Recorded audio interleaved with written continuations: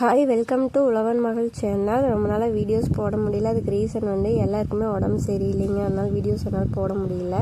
நம்மளது வந்து கிடா விருந்து ஸ்டார்ட் ஆயிடுச்சுங்க. அதனால சரி வீடெல்லாம் வலிச்சுடலான்னு சொல்லி ஆள் வர சொல்லி இருந்தாலும் வலிச்சுட்டு இருந்தாங்க. வீட்டு ஆல்ட்ரேஷன் வேலையுமே முடிஞ்சுதுங்க.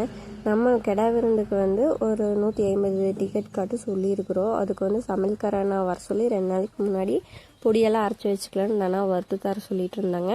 தம்பியும் ஈவினிங் வந்துட்டு அவனுக்கும் ஹோம்ஒர்க் சொல்லி கொடுத்துட்டு இருந்தேன். சைட்லேயே டின்னருக்கு பச்சைப்பயிர் சாப்பாடு ரெடி பண்ணிக்கலான்னு சொல்லி ஸ்டார்ட் பண்ணியாச்சு. அதுக்கு ஒரு குக்கரில் எண்ணெய் ஊற்றி சீரகம் பொரிஞ்சதுக்கப்புறம் சின்ன வெங்காயம் போட்டுக்கலாங்க. அதுக்கப்புறம் வரமிளகாய், கருவேப்பிலை, இஞ்சி, பூண்டு, கொத்தமல்லி, சீரகம் இதெல்லாம் மிக்சியில் அரைச்சி வச்சுருந்து இதையும் நல்லா தாளித்து விட்டுக்கலாங்க. உங்களுக்கு காரத்துக்காக பச்சை மிளகாய் ஆட் பண்ணால் நல்லாயிருக்கும். ஆனால் நான் வந்து வரமிளகாய் ஆட் பண்ணிட்டேன். ஏன்னா எனக்கு வந்து கொஞ்சம் அல்சர்னால கொஞ்சம் நாளைக்கு பச்சை மிளகாய் ஆட் பண்ணுறது இல்லைங்க.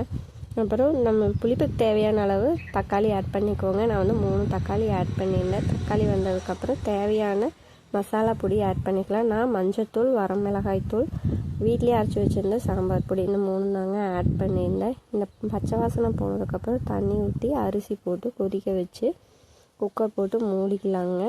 நான் வந்து 3 விசில் விட்டுருந்தேங்க.